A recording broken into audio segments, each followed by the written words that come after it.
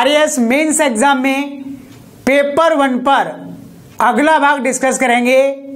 राजस्थान में राजपूत राज्यों के साथ ब्रिटिश सरकार का संबंध, यह टॉपिक भी एग्जाम के पॉइंट ऑफ व्यू से काफी इंपॉर्टेंट है। तो राजपूत रियासतों के साथ ब्रिटिश सरकार के संबंध किस प्रकार और किन परिस्थितियों में स्थापित हुए और आगे जाकर उसका राजनीतिक परिणाम किस रूप में हुआ, इसी टॉपिक को हम बहुत डिटेल में समझेंगे क्वेश्चन एवं आंसर के फॉर्म में।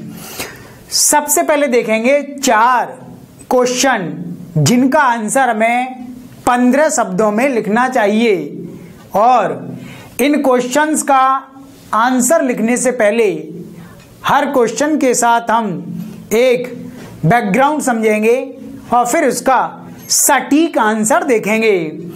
सबसे पहला क्वेश्चन है, नरेंद्र मंडल क्या है या नरेंद्र मंडल क्या था? नरेंद्र मंडल से आप क्या समझते हैं? नरेंद्र मंडल की स्थापना क्यों की गई? नरेंद्र मंडल के स्थापित उद्देश्य क्या थे? ब्रिटिश सरकार और रियासतों के संबंधों में नरेंद्र मंडल की भूमिका सुनिश्चित कीजिए। इस तरीके से यह क्वेश्चन पूछा जा सकता है। नरेंद्र का अर्थ है राजा, तो राजाओं के जो मंडल यानी संगठन बनाए ब्रिटिश सरकार ने, उसे नरेंद्र मंडल या चैम्बर ऑफ प्रिंसेस कहा जाता है। ब्रिटिश सरकार ने जब भारत पर शासन आरंभ किया उस समय उन्होंने भारत का विभाजन 2 तरीके से किया। एक ब्रिटिश भारत है, ब्रिटिश इंडिया, जहां ब्रिटिश सरकार प्रत्यक्ष रूप में शासन करती है, और दूसरा भारत है रियासती भारत, प्रिंसली स्टेट्स इंडिया, जहां ब्रिटिश सरकार का शासन नहीं होता, किंतु यह रियासती भारत ब्रिटिश सरकार के अधीन विभिन्न प्रकार की संधियों के तहत बंधा हुआ है और ब्रिटिश सरकार के निर्देशन में यह कार्य करता है।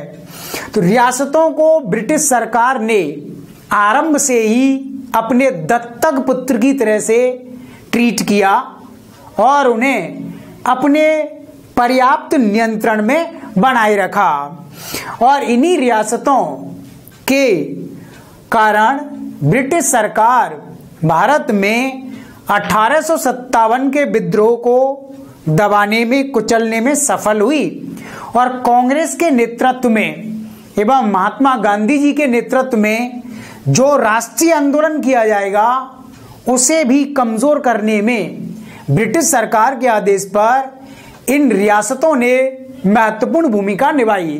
तो इस प्रकार हम कह सकते हैं कि देसी रियासतें या राजा महाराजा ब्रिटिश सरकार के मित्र थे, और उन्होंने अपने ही देश के राष्ट्रीय आंदोलन और अपने ही देश की प्रजा के खिलाफ ब्रिटिश सरकार के हित में कार्य किया। इसलिए ब्रिटिश सरकार इन रियासतों को विशेषाधिकार प्रदान करती थी, और रियासतों के मामले में ब्रिटिश नीति काफी कठोर थी। तो ब्रिटिश सरकार ने जब रियासतों को इस प्रकार से प्रयोग किया भारत में अपने साम्राज्य को स्थायी और दीर्घायु बनाने के लिए, तब सभी रियासतों को संगठित करना अब आवश्यक हो गया, क्योंकि ब्रिटिश सरकार एक एक रियासत को अलग से राजनीतिक और प्रशासनिक सुविधा प्रदान नहीं कर सकती थी। सरकार का मानना था कि यदि भारत की सभी रियासतों को मिलाकर एक संगठन बना दिया जाए, तब उनके साथ राजनीतिक, सैन्य और विदेशी मामलों में बातचीत करना और निर्णय लेना काफी आसान हो जाएगा।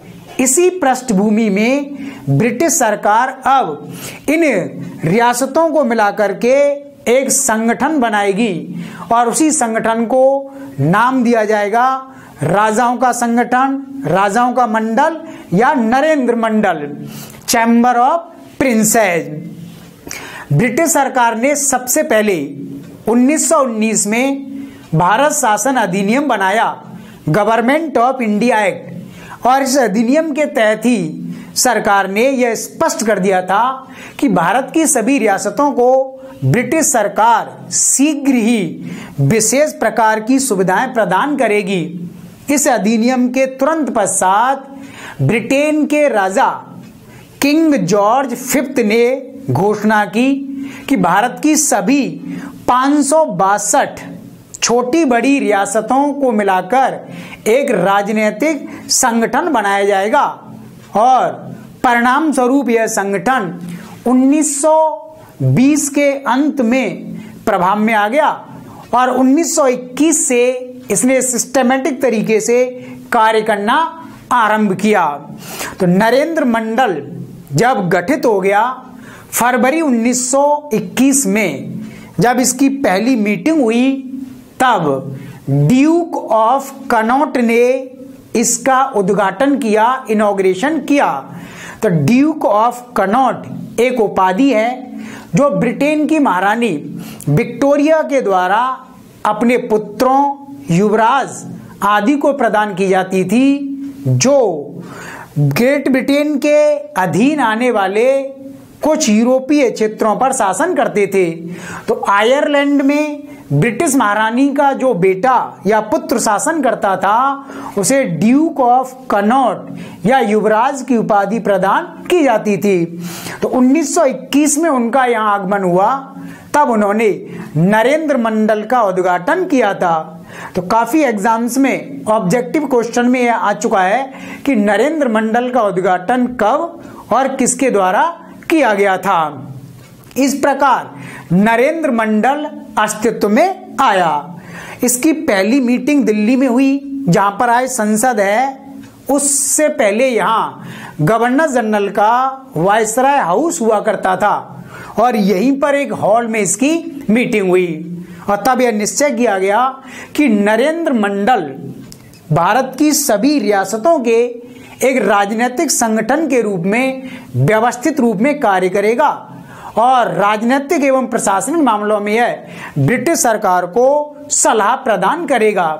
लेकिन नरेंद्र मंडल को स्वतंत्र रूप में किसी भी प्रकार का निर्णय लेने का अधिकार नहीं दिया गया था, और ना ही एक रियासत दूसरी रियासत के साथ अपने संबंधों का निर्धारण स्वतंत्र रूप में कर सकती थी। तो एक प्रकार से यह एक सलाहकारी या परामर्शकारी निकाय था जो ब्रिटिश सरकार को सलाह दे सकता था, किंतु ब्रिटिश सरकार इसकी सलाह को मानने के लिए बाध्य नहीं थी।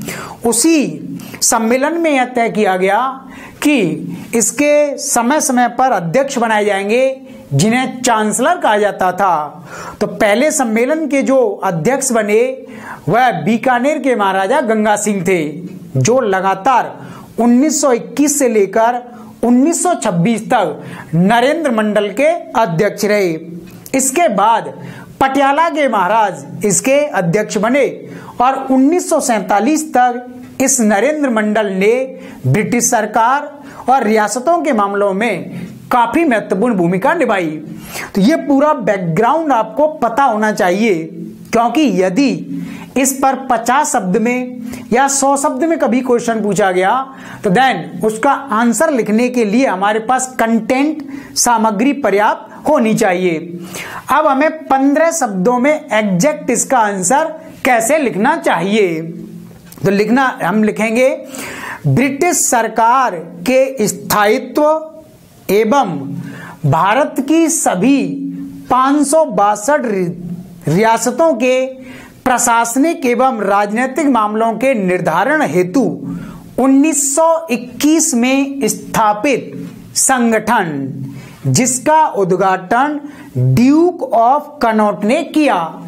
तो देन इसमें कंप्लीट इंफॉर्मेशन आ चुकी है कि नरेंद्र मंडल कब बनाया गया, उद्घाटन किसने किया, कितनी रियासतें थी और इसका उद्देश्य क्या था। दोनों ही उद्देश्य हैं इसके। ब्रिटिश सरकार इन रियासतों के बल पर ही भारत के राष्ट्रीय आंदोलन को कुचलने का प्रयास करेगी, और देसी जो राज्य हैं वे अपने राजनीतिक और प्रशासनिक मामलों में ब्रिटिश सरकार के साथ विभिन्न संधियों के द्वारा बंधे हुए हैं, और उन मामलों में राज्यों को जो अधिकार चाहिए वे सभी इस मंडल के माध्यम से निर्धारित किए जाने थे। दूसरा क्वेश्चन है बटलर कमेटी। 1927 में बटलर कमेटी बनाई गई। तो बटलर कौन है?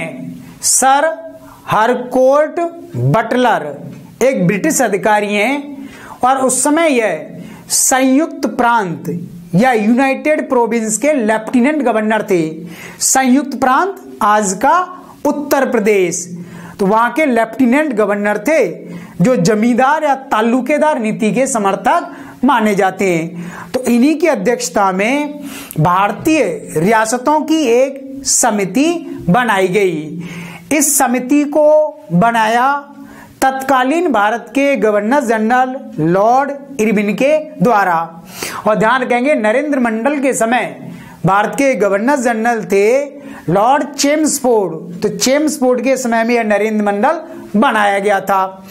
तो लॉर्ड इरविन ने भारतीय रियासतों के मामलों पर विचार विमर्श के लिए यह समिति बनाई थी, क्योंकि नरेंद्र मंडल की बार बार यह शिकायत थी कि हम अपने आंतरिक और बाहरी मामलों में स्वतंत्र निर्णय नहीं ले सकते।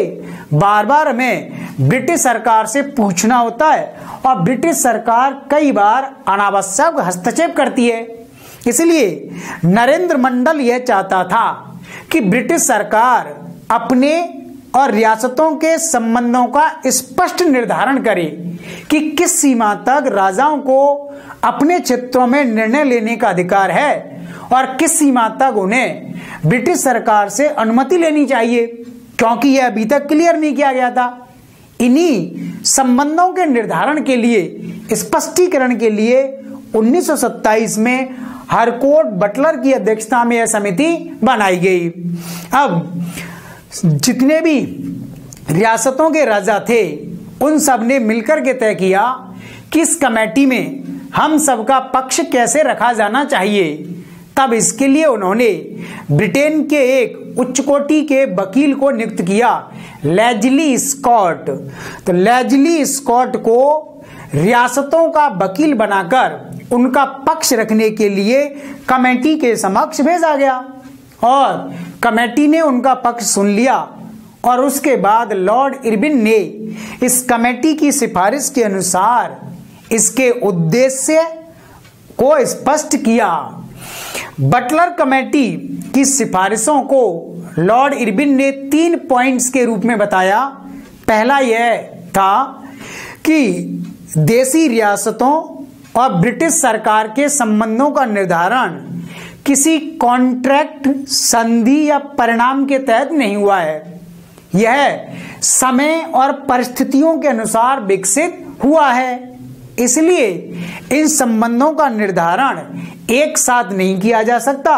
भविष्य में जिस प्रकार की परिस्थितियां आएंगी उसके अनुरूप ही इन संबंधों का निर्धारण समय समय पर किया जाएगा। तो इस समझ सकते हैं आप, लॉर्ड इरविन ने जानबूझकर ऐसा स्टेटमेंट बोला ताकि इन संबंधों का स्पष्ट निर्धारण ना हो सके, क्योंकि इसी के माध्यम से वह रियासतों को हमेशा अपने अधीन रखना चाहता था। दूसरा पॉइंट उन्होंने कहा कि ब्रिटिश सरकार रियासतों के मामले में सर्वोच्च है। ब्रिटिश सरकार की सर्वोच्चता हर स्थिति में बनाए रखी जाएगी और समय और परिस्थितियों के अनुसार भी इस सर्वोच्चता को एडजस्ट किया जाएगा, इसे समाहित किया जाएगा। क्लियर कर दिया कि रियासतों के आंतरिक और बाहरी मामलों में सरकार ही सर्वोच्च रहेगी। रियासतों को स्वतंत्र निर्णय लेने का अधिकार नहीं दिया जा सकता। और तीसरा पॉइंट जो लॉर्ड इरविन ने कहा वह था कि ब्रिटिश सरकार यह आश्वासन देती है रियासतों को, भविष्य में जब कभी भारत को स्वतंत्रता प्रदान की जाएगी तब रियासतों को भारत की ऐसी स्वतंत्र सरकार को नहीं सौंपा जाएगा जो किसी संसद या विधानमंडल के प्रति उत्तरदायी हो। अर्थात जब भारत को आजादी दी जाएगी तब ब्रिटिश सरकार इन रियासतों को भी आजादी प्रदान करेगी, उन्हें भारत सरकार को समर्पित नहीं करेगी। इसलिए आप देख सकते हैं कि बटलर कमेटी का यह पॉइंट ब्रिटिश सरकार ने भारत की आजादी के समय तक कंटिन्यू किया, उसे निभाया। आप जानते होंगे कि माउंटबेटन योजना 3 जून 1947 के अनुसार भारत का विभाजन हुआ और भारत को आजादी मिली। इस योजना में एक पॉइंट था कि रियासतों को भी ब्रिटिश सरकार अब स्वतंत्रता प्रदान करती है। रियासतें चाहें तो अपनी इच्छा से या तो भारत में मिल सकती हैं या पाकिस्तान में मिल सकती हैं, और दोनों में नहीं मिलना चाहें तो स्वतंत्र अस्तित्व बनाए रख सकती हैं। इसलिए इन 562 रियासतों ने भारत और पाकिस्तान में नहीं मिलने का फैसला किया और वो स्वतंत्र रही। तभी भारत के एकीकरण में आगे जाकर के काफी समस्या आई। तो ब्रिटिश सरकार ने इस बटलर कमेटी के अनुसार भारत की आजादी तक कार्य किया। तो ये था बटलर कमेटी का बैकग्राउंड और कंप्लीट इंफॉर्मेशन। अब हमें इसका एग्जैक्ट आंसर लिखना चाहिए।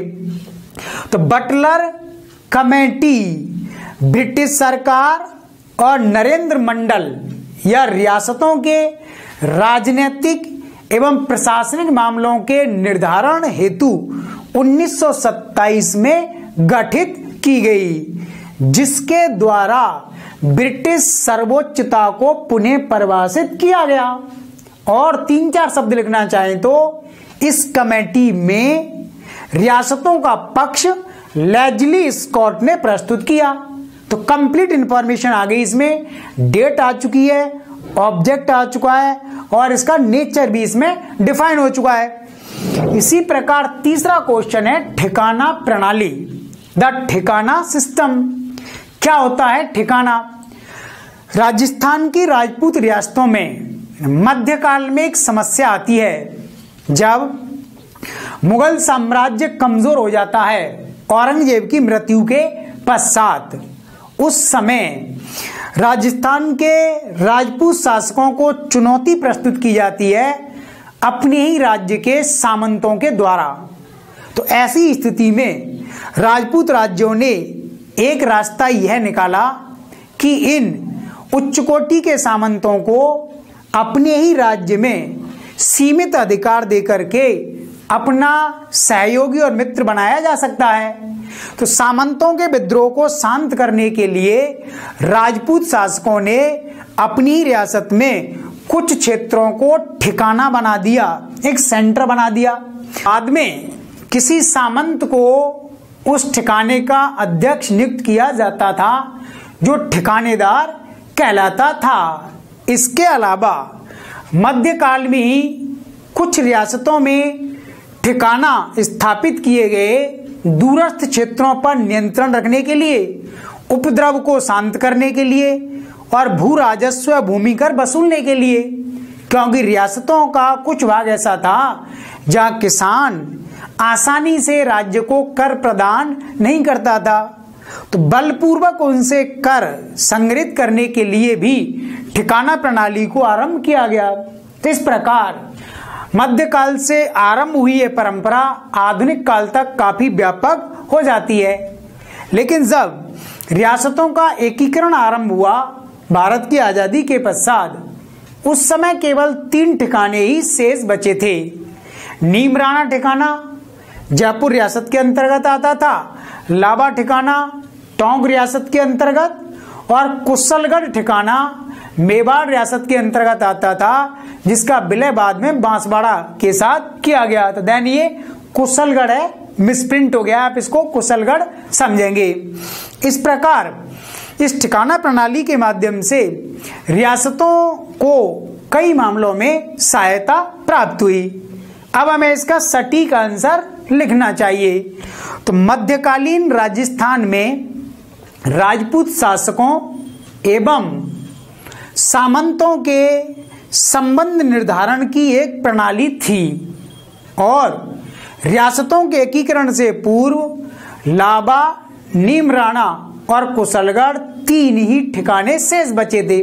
बस तो समय आ गया, इसमें उद्देश्य भी आ चुका है और रियासतों से पूर्व ठिकानों की स्थिति को भी इसमें शो किया गया है। अगला क्वेश्चन है पूरक संधि पत्र, सप्लीमेंट्री ट्रीटी। तो रियासतों ने ब्रिटिश सरकार के साथ बाद में मित्रता एवं सहयोग की संधियां की हैं 1817 से 1818 के बीच में। लेकिन इनमें से एक रियासत ऐसी थी जिसने अलग से भी एक संधि की है। पहले संधि है और उसके सप्लीमेंट के रूप में, पूरक के रूप में एक संधि की, और वह रियासत थी कोटा रियासत। तो कोटा रियासत के साथ यह संधि हुई 20 फरवरी 1818 को, और बाद में गवर्नर जनरल लॉर्ड हेस्टिंग्स ने इसे अपना समर्थन दिया, कन्फर्मेशन दिया 7 मार्च 1818 को। तो कोटा रियासत की समस्या भिन्न प्रकार की थी क्योंकि ब्रिटिश सरकार का हस्तक्षेप वहां पर सबसे ज्यादा था। कोटा के शासक थे उस समय महाराव उम्मेद सिंह, जबकि कोटा का प्रशासक या फौजदार था उस समय झाला जालिम सिंह, जो अंग्रेजों का मित्र था। तो पहले ही मित्रता और सहयोग की संधि हो गई थी ब्रिटिश सरकार के साथ, लेकिन झाला जालिम सिंह अति महत्वाकांक्षी थे और वह महाराव उम्मेद सिंह पर अपनी सर्वोच्चता और प्रभुत्व बनाए रखना चाहते थे। इसलिए उन्होंने तत्कालीन गवर्नर जनरल लॉर्ड हेस्टिंग के साथ मिलकर के अलग से एक संधि की, जिसे पूरक संधि कहा जाता है। इस संधि में 2 पॉइंट जोड़े गए। पहला पॉइंट ये था कि कोटा का जो राजा है, शासक है महाराव उम्मेद सिंह, वह राजा बना रहेगा।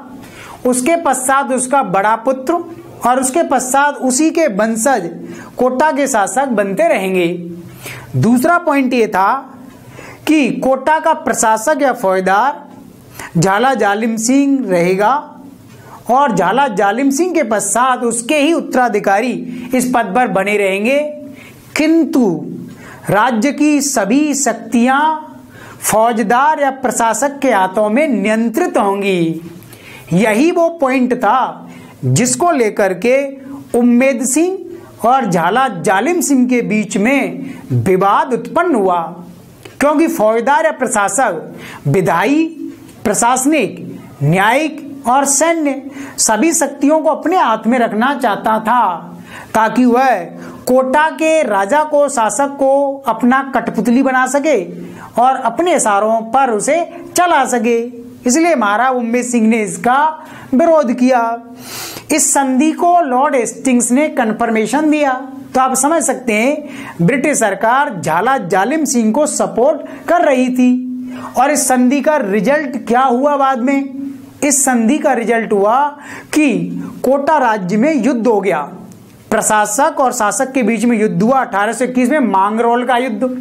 और इस युद्ध में महाराव पराजित हुए और इसके पश्चात भी जो संबंध थे वह तनावपूर्ण बने रहे।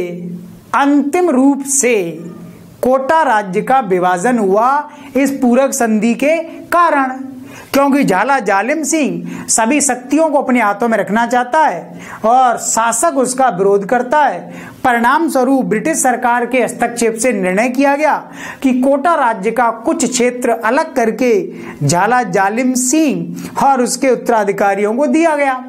परिणाम स्वरूप नया राज्य बना झालावाड़ 1838 में। और फिर झालावाड़ राज्य ने आगे जाकर ब्रिटिश सरकार के साथ एक संधि की।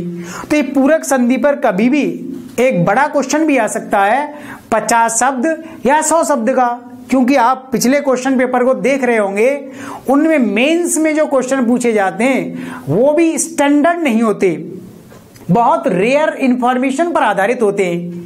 इसलिए आप सभी प्रकार के क्वेश्चंस को पढ़ करके जाइए और उन पर अपना एक ओपिनियन, एटीट्यूड बनाओ, क्योंकि काफी क्वेश्चन ऐसे पूछे जाते हैं कि आपको ऐसा लगेगा कि ये तो मेंस के लायक क्वेश्चन ही नहीं है, फिर भी पूछने वाले ने इसको पूछा है।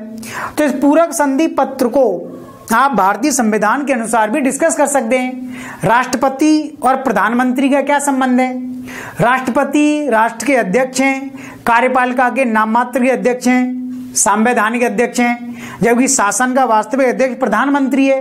तो प्रधानमंत्री और उसकी मंत्रिपरिषद की सलाह सिफारिश पर ही राष्ट्रपति सभी शक्तियों का प्रयोग करते हैं। तो झाला जालिम सिंह प्रधानमंत्री बनना चाहते हैं, प्रधानमंत्री की तरह से सभी शक्तियों को अपने हाथों में रखना चाहते थे और राजा को कठपुतली बनाकर रखना चाहते थे। परिणाम स्वरूप कोटा राज्य का विभाजन हुआ और झालावाड़ एक नया राज्य बना और बाद में राजस्थान का जिला बना। अब हम देखेंगे 50 शब्दों में या 100 शब्दों में किसी क्वेश्चन का आंसर कैसे लिखा जाना चाहिए। पहला क्वेश्चन है, देशी रियासतों के साथ ब्रिटिश सरकार के द्वारा सहायक संधि क्यों की गई? सहायक संधि का स्वरूप क्या था? राजपूत रियासतों ने इस संधि को क्यों स्वीकार किया और सहायक संधि के राजनीतिक परिणाम किस रूप में सामने आए? इस प्रकार से यह क्वेश्चन पूछा जा सकता है। तो सहायक का अर्थ होता है मित्र या सहयोगी। तो लॉर्ड बेलेजली जब बंगाल के गवर्नर जनरल बनाए गए 1798 से 1805 की अवधि में, तब उन्होंने सहायक संधि प्रथा को व्यापक रूप में आरंभ किया था और बाद में जब उनके उत्तराधिकारी आए जॉर्ज बार्लो गवर्नर जनरल बने 1805 से 1807 की अवधि में, तब उन्होंने इस नीति में काफी परिवर्तन किए और कुछ राज्यों के मामले में उन्होंने इसे समाप्त भी किया था। तो सहायक संधि प्रथा क्या है और इसे क्यों आरंभ किया गया? सहायक संधि प्रथा का अर्थ होता है एक ऐसी व्यवस्था जिसमें ब्रिटिश सरकार को भारत में सहयोगी राज्यों का एक संगठन बनाना था। जिस तरीके से भारत में ब्रिटिश शासन का क्षेत्र बढ़ता जा रहा था, उसको सुरक्षा प्रदान करने के लिए मित्र राज्यों की आवश्यकता थी, क्योंकि लॉर्ड बेलेजली के समय तक ब्रिटिश सरकार या ईस्ट इंडिया कंपनी ने टीपू सुल्तान और उसके पिता हैदर अली की हत्या कर दी, मैसूर रियासत को छीन लिया। मराठों के साथ 2 युद्ध हो चुके हैं और दूसरा युद्ध अंतिम स्टेज में चल रहा था। मराठे पराजित हो चुके हैं। तो दक्षिण भारत का बहुत बड़ा हिस्सा ईस्ट इंडिया कंपनी ने जीत लिया। उत्तर भारत, मध्य भारत कंपनी के अधीन आ चुका है। तो इतने बड़े क्षेत्र को सुरक्षा प्रदान करने के लिए हमें सहयोगी और मित्र राज्य चाहिए जो ब्रिटिश क्षेत्रों के आसपास मैत्रीपूर्ण संबंधों से बंधे हुए हों और वो ब्रिटिश क्षेत्रों पर आक्रमण ना करें। तो एक तो कारण इसका ये था और दूसरा कारण ये था, जब ईस्ट इंडिया कंपनी का मैसूर रियासत के शासक हैदर अली और उसके बेटे टीपू सुल्तान के साथ युद्ध आरंभ हुआ। 4 युद्ध हुए इन दोनों में, जिन्हें आंग्ल मैसूर युद्ध या एंग्लो मैसूर वॉर कहा जाता है। इन युद्धों में हैदर अली और टीपू सुल्तान ने भारत से बाहर की अन्य शक्तियों से सहायता प्राप्त की और टीपू सुल्तान के समय में फ्रांस से सैनिक सहयोग लिया गया और उस समय फ्रांस में शासक थे नेपोलियन बोनापार्ट। तो नेपोलियन बोनापार्ट ने टीपू सुल्तान को सैनिक सहायता का आश्वासन प्रदान किया, इसलिए फ्रांस के आक्रमण का खतरा उस समय भारत के समक्ष उपस्थित हो चुका था। तब बेलेजली भारत में अपने जीते हुए क्षेत्रों को सुरक्षित रखने के लिए इस संधि का प्रयोग करना चाहता था। तो ये 2 मुख्य कारण थे जिसकी वजह से यह संधि लॉर्ड बेलेजली के द्वारा विकसित की गई। यद्यपि सहायक संधि प्रथा का आरंभ माना जाता है डुप्ले से। डुप्ले जो फ्रेंच कंपनी का गवर्नर था और दक्षिण भारत से इस प्रथा का या व्यवस्था का उसने आरंभ किया। डुप्ले ने दक्षिण भारत के राज्यों में उत्तराधिकार के मामलों में हस्तक्षेप किया और उत्तराधिकार के मामलों में किसी एक व्यक्ति को राजगद्दी प्राप्त करने के लिए धन के बदले में फ्रेंच सेना का सहयोग प्रदान किया। लेकिन डुप्ले इसके सिद्धांत और कार्यप्रणाली को पूरी तरह विकसित नहीं कर पाया। यह कार्य लॉर्ड बेलेजली के द्वारा किया गया था। तो सहायक संधि प्रथा की जो शर्तें हैं या स्वरूप है या प्रावधान है वो इस प्रकार है। पहला, जो राज्य सहायक संधि प्रथा को स्वीकार करेगा उसके राज्य में एक ब्रिटिश सेना रखी जाएगी। और उस सेना का खर्च उसी राज्य को वहन करना होगा। दूसरा, उस राज्य में एक ब्रिटिश अधिकारी रखा जाएगा जिसे ब्रिटिश रेजिडेंट कहा जाता था। तीसरा, ब्रिटिश सरकार की अनुमति के बिना वह संधिकर्ता राज्य किसी भी यूरोपीय व्यक्ति को या संगठन को अपने राज्य में नौकरी नहीं दे सकता या किसी अन्य रूप में उसे नहीं रख सकता। चौथा पॉइंट था कि संधिकर्ता राज्य ब्रिटिश सरकार की अनुमति के बिना किसी दूसरे राज्य से किसी भी प्रकार की संधि समझौता नहीं कर सकता, युद्ध आक्रमण नहीं कर सकता, अपने राजनीतिक मामलों के समाधान के लिए कंपनी से या ब्रिटिश सरकार से मध्यस्थता का अनुग्रह करेगा। इसी प्रकार संधिकर्ता राज्य सैनिक दृष्टि से ईस्ट इंडिया कंपनी पर पूरी तरह से निर्भर करेगा और ईस्ट इंडिया कंपनी आवश्यक होने पर उसे सुरक्षा प्रदान करती थी। तो इस प्रकार की शर्तें साइक संधि में रखी गई, ये इसका स्वरूप है। तो पहले आप इसका बैकग्राउंड बताएंगे, लॉर्ड बेलेजली बंगाल का गवर्नर जनरल, उसका समय बताएंगे, साइक संधि का सामान्य अर्थ बता देंगे, फिर डुप्ले का रेफरेंस दे देंगे, आरंभ इसके द्वारा किया गया लेकिन विकसित इसने किया है, फिर इसका कारण बताएंगे पैराग्राफ चेंज करके कि साइक संधि को क्यों लाया गया लॉर्ड बेलेजली के द्वारा। तो दोनों कारण उस समय आपको बताने चाहिए। तो हमें इस क्वेश्चन में यह भी देखना चाहिए कि राजस्थान की राजपूत रियासतों ने इस सहायक संधि को स्वीकार क्यों किया, आखिर उनका स्टैंड इस संधि के बारे में क्या था। तो राजस्थान की जो राजपूत रियासतें थी उन पर मध्यकाल में मुगल साम्राज्य का नियंत्रण था। मुगल सम्राट राजपूत शासकों और सामंतों के नियंत्रण संबंधों को कंट्रोल करता था, नियंत्रित करता था। लेकिन जब मुगल साम्राज्य का पतन हो गया, उसके स्थान पर ईस्ट इंडिया कंपनी या ब्रिटिश शासन आरंभ हुआ, तब पुनः राजपूत शासकों और सामंतों के विवाद आरंभ हो गए।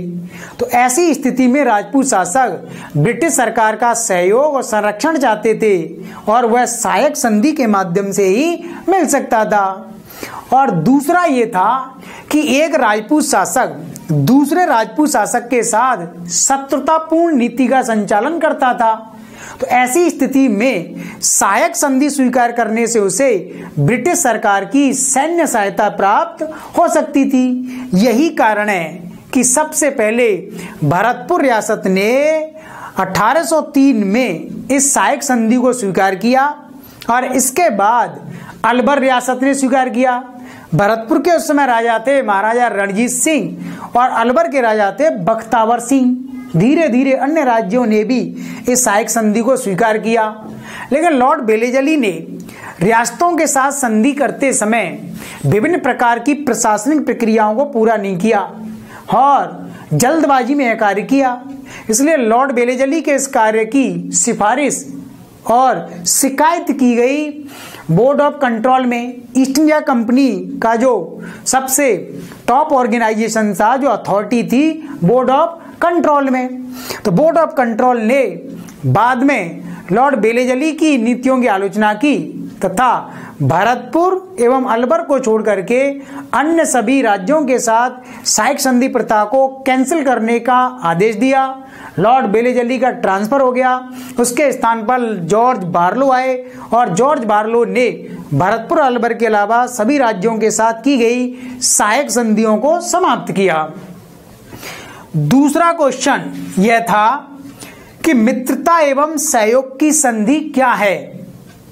मित्रता एवं सहयोग की संधियां राजपूत शासकों के द्वारा ब्रिटिश सरकार के साथ क्यों की गई, आखिर क्या कारण था कि 1816 से 1818 के बीच में इस प्रकार की संधियां राजपूत रियासतों ने व्यापक स्तर पर की। इस समय लॉर्ड हेस्टिंग बंगाल के गवर्नर जनरल थे 1813 से 1823 की अवधि में। लॉर्ड हेस्टिंग्स अब लॉर्ड बेलेजली की नीति में करेक्शन चाहता था, सुधार चाहता था और लॉर्ड हेस्टिंग्स सीधे तौर पर ब्रिटिश सरकार की सर्वोच्चता स्थापित करना चाहता था रियासतों के ऊपर। यही कारण है कि लॉर्ड हेस्टिंग ने अपनी नीति को मित्रता और सहयोग की संधि कहा, लेकिन वास्तव में यह इससे भी आगे जाकर के थी, क्योंकि संधि के काफी प्रावधान स्पष्ट नहीं थे और बाद में संधि की शर्तों का उल्लंघन किया गया। तो लॉर्ड हेस्टिंग ने अपने रेजिडेंट और दूत चार्ल्स मैटकॉफ को राजपूत रियासतों के साथ इन संधियों को करने का आदेश दिया। तत्पश्चात ये संधियां की गई। तो सबसे पहली जो रियासत है जिसने यह संधि की वो है करौली रियासत, और उसके बाद दूसरी रियासत है कोटा रियासत, जिन्होंने 1817 में ये दोनों संधियां की। और इसके बाद धीरे धीरे 1818 तक अधिकांश राजपूत रियासतों ने ये संधियां की हैं। तो ये तो आप बैकग्राउंड के रूप में बता देंगे कि मित्रता और सहयोग की संधि का अर्थ क्या है, किसके द्वारा किया गया, अब वो टाइमिंग बता देंगे। फिर हमें अब इसमें यह लिखना चाहिए कि राजपूत रियासतों ने इन संधियों को स्वीकार क्यों किया, आखिर वो कौन सा कारण था जिसकी वजह से इन संधियों को स्वीकार किया गया। इस संबंध में दो महत्वपूर्ण कारण हमें दिखाई देते हैं। पहला कारण यह है कि राजपूत शासकों और सामंतों के जो विवाद थे वह इस समय चरम स्थिति में थे। सामंतों ने राजपूत राजाओं का आदेश मानना बंद कर दिया और सीधे तौर पर अपने राजाओं को चुनौती प्रस्तुत की। तो ऐसी स्थिति में सामंतों को नियंत्रित करने के लिए ब्रिटिश सरकार का सहयोग आवश्यक था, क्योंकि इन संधियों में ये लिखा हुआ है। और दूसरा कारण ये था कि मराठा जो पिंडारी थे, पिंडारी यानी लुटेरे, जो ग्वालियर के सिंधिया के राज्य में रहते थे, उनके द्वारा लगातार इन रियासतों पर आक्रमण किए जा रहे थे, लूटपाट की जा रही थी, रियासतों में कानून व्यवस्था को बिगाड़ा जा रहा था। तो इन पिंडारियों पर कंट्रोल करने के लिए, मराठा आक्रमण से राज्य की सुरक्षा के लिए ऐसी संधियां आवश्यक प्रतीत होती थी। इसलिए लॉर्ड हेस्टिंग के साथ ये संधियां की गई। ये दो मुख्य कारण थे इन संधियों के। अब इस संधि का स्वरूप क्या है, क्या लिखा हुआ है इस संधि में, और फिर हम देखेंगे कि सहायक संधि और इस संधि में अंतर क्या है और कौन अधिक व्यापक है। इस संधि में पहला प्रावधान या पहला नियम यह है कि राजपूत शासक और ब्रिटिश सरकार एक दूसरे की मित्र हैं और इन दोनों में से किसी एक का मित्र दूसरे का मित्र माना जाएगा और एक का शत्रु दूसरे के लिए भी शत्रु माना जाएगा। अगर एक पर किसी ने आक्रमण किया तो दूसरा उसकी रक्षा के लिए आएगा। दूसरा बिंदु इसमें यह था कि ब्रिटिश सरकार राजपूत शासकों के आंतरिक मामलों में हस्तक्षेप नहीं करेगी, किंतु राजपूत शासक यदि अपने राजनीतिक विवादों को किसी दूसरे राज्य के साथ सुलझाना चाहते हैं, समाधान चाहते हैं, तब ब्रिटिश सरकार ही उन मामलों में मध्यस्थता करेगी। तीसरा, ब्रिटिश सरकार की अनुमति के बिना ये रियासतें किसी भी प्रकार के संधि समझौते अन्य राज्यों के साथ नहीं कर सकती। चौथा, राजपूत रियासतें पहले मराठा शासकों को या इंदौर के होलकर और ग्वालियर के सिंधिया को खिराज कर देते थे। खिराज कर या खराज कर, भूमि कर या लैंड रेवेन्यू ये दिया जाता था। इस संधि में लिखा गया है कि अब खराज कर मराठों के स्थान पर ब्रिटिश सरकार को दिया जाएगा, क्योंकि 1818 तक ब्रिटिश सरकार ने मराठों को पूरी तरह पराजित कर दिया और मराठा क्षेत्र को छीन लिया, उसे बंबई प्रेसिडेंसी में शामिल कर दिया है। इसलिए सरकार ने कहा कि जितना कर आप मराठों को देते थे उतना ही खराज आप मुझे प्रदान करेंगे। लेकिन करौली रियासत को खिराज कर से उन्होंने मुक्ति दी, यानी करौली राज्य ने इस संधि को सबसे पहले स्वीकार किया, लेकिन उसे खराज कर से मुक्त कर दिया था। तो इस प्रकार के प्रावधान इस संधि में लिखे गए थे। सहायक संधि से इसका अंतर इस रूप में है कि इस संधि के तहत रियासतों के दरबार में ब्रिटिश रेजिडेंट रखने का प्रावधान नहीं किया गया।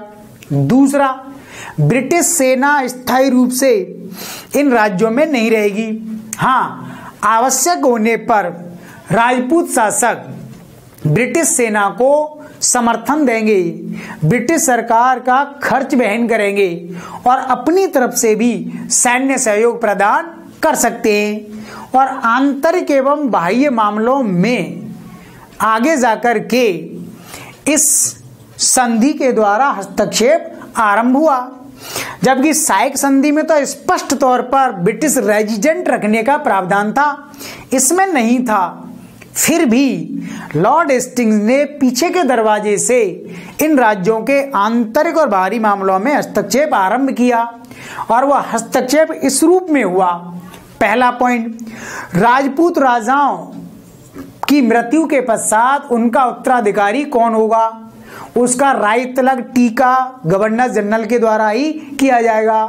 उसे कितनी तोपों की सलामी दी जाएगी, ब्रिटिश सरकार ही निर्धारित करेगी। उसका किसी अन्य राज्य के साथ युद्ध आक्रमण का फैसला ब्रिटिश सरकार के द्वारा ही लिया जाएगा। उनकी प्रशासनिक कार्यप्रणाली, सैन्य संरचना, इस समय ब्रिटिश सरकार का हस्तक्षेप काफी बढ़ा दिया गया। उत्तराधिकार के मामले, पुत्र गोद लेने का जो नियम था वो ब्रिटिश सरकार ने अपनी तरफ से निश्चित कर दिया। इस प्रकार इस संधि के द्वारा रियासतों के आंतरिक मामलों में दखल, हस्तक्षेप ज्यादा दिया गया। इसका परिणाम ये हुआ कि आगे जाकर के ये रियासतें ब्रिटिश सरकार पर पूरी तरह से निर्भर हो गईं और उस पर अधीन हो जाती हैं और रियासतों की स्वतंत्र निर्णय की शक्ति समाप्त हो जाती है, उनका स्वतंत्र एवं संप्रभु अस्तित्व समाप्त हो जाती है। भारत की आजादी तक ये रियासतें सिर्फ कठपुतली बनकर के रह जाती हैं। और अगला क्वेश्चन है, महकमा खास एवं इजलास खास क्या था। महकमा खास और इजलास खास ये दोनों फौजदारी और दीवानी न्यायालय हैं, क्रिमिनल कोर्ट और सिविलियन कोर्ट है। जब रियासतें ब्रिटिश सरकार के साथ संधियों से बंध गईं, ब्रिटिश और रियासतों के संबंध निश्चित किए गए, तब ब्रिटिश सरकार ने रियासतों में प्रशासनिक और न्यायिक सुधारों की प्रक्रिया आरंभ की, क्योंकि रियासतों की जो न्यायिक प्रणाली थी वह काफी पिछड़ी हुई थी, उसमें समानता के सिद्धांत का अभाव था। न्यायिक प्रणाली निष्पक्ष पारदर्शी नहीं थी, उसमें विशेषाधिकार प्राप्त वर्ग को लाभ होता था, सामान्य व्यक्ति के खिलाफ हमेशा अन्याय किया जाता था। इसलिए ब्रिटिश सरकार ने रियासतों के आधुनिकीकरण की प्रक्रिया आरंभ की। तो न्यायिक सुधारों के अंतर्गत ही इस प्रकार का कार्य किया गया। तो सबसे पहले जयपुर रियासत में 1839 में ब्रिटिश सरकार ने एक शासन परिषद का गठन किया, गवर्निंग काउंसिल, और इस शासन परिषद का अध्यक्ष बनाया वहां के राजा को। और यह शासन परिषद दीवानी मामले और फौजदारी मामलों में सबसे बड़ी अदालत बनाई गई और इसी में अपील की जा सकती थी। तब आगे जाकर के इस शासन परिषद का विभाजन दो प्रकार के न्यायालयों में किया गया, एक हुआ महकमा खास, दूसरा हुआ इजलास खास। शासन परिषद को आगे इसमें विभाजित कर दिया गया। तो महकमा खास सर्वोच्च अदालत है राज्य की, और आगे जाकर के सभी राजपूत रियासतों में इसी पैटर्न पर न्यायिक अदालतें गठित की गई। तो ये तो आज के सुप्रीम कोर्ट जैसी अदालत है जिसमें हम दीवानी और आपराधिक मामलों में अपील कर सकते हैं, और इजलास खास इसके अधीन कार्य करने वाली अदालत है, आज के हाई कोर्ट के जैसी। यह भी लोअर कोर्ट के खिलाफ या निचली अदालतों के खिलाफ दीवानी और फौजदारी मामलों में निर्णय देती थी, अपीलें सुनती थी, और इजलास खास के खिलाफ हम महकमा खास में अपील कर सकते थे। इस प्रकार न्यायिक प्रणाली में एक तो संगठनात्मक सुधार किया गया, दूसरा सुधार जो किया है इन न्यायालयों के माध्यम से ब्रिटिश सरकार ने वो ये रूल ऑफ लॉ, विधि का शासन आरंभ हुआ। इससे पहले नहीं था। विधि के शासन का अर्थ है कि सभी व्यक्ति, चाहे वो राजा है, महाराजा है, राज परिवार का सदस्य है, सामंत है, कुलीन वर्ग का है, प्रशासनिक अधिकारी है, सबके ऊपर विधि कानून है। लेकिन पहले इनको कानून से छूट मिली हुई थी, वो अब समाप्त की गई। दूसरा, विधि के समक्ष समता, कानून की नजर में सबको समान माना गया। जो भेदभाव पहले किया जाता था उसे समाप्त किया गया है, क्योंकि सामंतों पर राज्य का जो कानून है, जो न्यायपालिका है, वह कार्य उस समय नहीं करती थी। तीसरा, रियासतों में दीवानी और फौजदारी मामलों में निर्णय देते समय विवेक का प्रयोग नहीं किया जाता था। उसमें कई प्रकार के संपर्कों का प्रयोग होता था और ओरल निर्णय उस समय दिए जाते थे। लेकिन ब्रिटिश सरकार ने अब निर्णय देने के लिए कई प्रकार के कोड ऑफ कंडक्ट लिखवाए। दीवानी संहिता, civilian code, criminal code, criminal procedure code, civilian procedure code, ये सब लिखवा दिए और जो निर्णय दिए जाते थे उनको लिखित रूप में अब रखा जाने लगा। तथा पहले गवाही के संबंध में कोई अधिनियम नहीं था। गवाह विटनेस की सुरक्षा के लिए अब अधिनियम बनाया गया। इस प्रकार ब्रिटिश सरकार के प्रयासों से इन रियासतों में न्यायिक प्रणाली में सुधार हुआ। रियासतों की न्यायिक प्रणाली आधुनिक बनी। न्यायिक प्रणाली में विधि का शासन, विधि के समक्ष क्षमता को स्थापित किया गया और निर्णय देने के लिए विभिन्न प्रकार की संहिताएं बनाई गई, दीवानी संहिता, फौजदारी संहिता, और अब निर्णयों को लिखित रूप में दिया गया। गवाहों की सुरक्षा इस समय प्रदान की गई। आम आदमी को अब राज्य के विशेषाधिकार प्राप्त वर्ग के समान ही न्याय प्राप्त हो सकता था। न्याय को निष्पक्ष बनाया गया, पारदर्शी बनाया गया। अब न्यायिक प्रणाली में किसी भी प्रकार का भेदभाव नहीं किया जाता था। तो आप समझ सकते हैं ब्रिटिश और रियासतों के संबंधों के अंतर्गत इस टॉपिक को पढ़ा जाता है। तो देन ये थी आरएस मेंस एग्जाम में पेपर 1 से संबंधित राजपूत और ब्रिटिश कालीन संबंधों पर कंप्लीट जानकारी। तो इस टॉपिक को सुनने के पश्चात आप अपना एक मेंटल लेवल बनाओ, अपना ओपिनियन एक स्टैंड बनाओ और किसी भी अन्य प्रकार का क्वेश्चन पूछा जाए तो देन हमें अपनी जानकारी को 3-4 पैराग्राफ में कैसे लिखना चाहिए। तो पहले वाले पैराग्राफ में आप इंट्रोडक्शन बताओ, उसमें नाम आता है, डेट आती है, प्लेस आता है। सेकंड पैराग्राफ में क्वेश्चन में जो डिमांड की गई है वो बताया जाए। तीसरे पैराग्राफ में फिर उसका रिजल्ट बताओ और लास्ट में आप उसका कंक्लूजन लिख करके छोड़ सकते हैं। इस प्रकार से एक परफेक्ट आंसर राइटिंग आप कर सकते हैं। अगले वीडियो में हम इस पेपर का नेक्स्ट टॉपिक डिस्कस करेंगे। थैंक यू, धन्यवाद।